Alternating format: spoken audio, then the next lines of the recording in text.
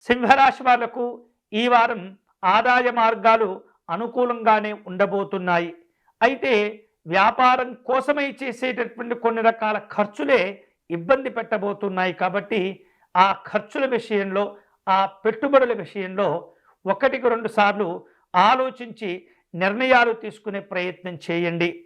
ఉద్యోగస్తులకు పై అధికారుల చేత మంచి ప్రశంసలు కూడా అందుతూ ఉంటాయి.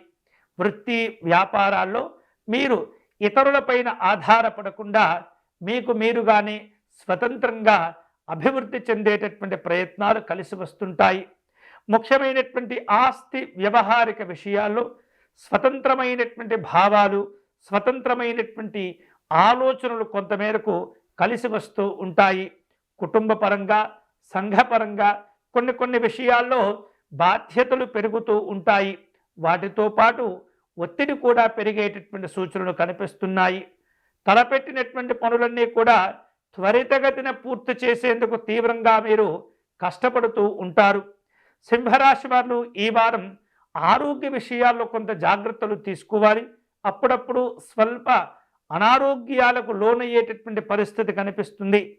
వ్యక్తిగతంగా ఎదుర్కొంటూ ఉన్నటువంటి కొన్ని రకాల సమస్యలకు కూడా ఈ వారం పరిష్కారాల కోసం మీరు ప్రయత్నం చేస్తుంటారు.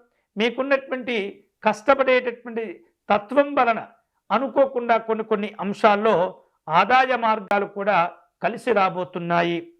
ఈ వారం సింహరాశి వారు శుభకరమైనటువంటి ఫలితాలు పొందే క్రమంలో శివారాధన చేయటం మంచిది.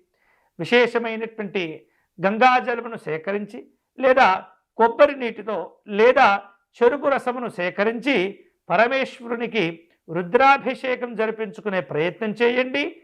ఎన్నో రకాల సమస్యలు దూరమవుతాయి.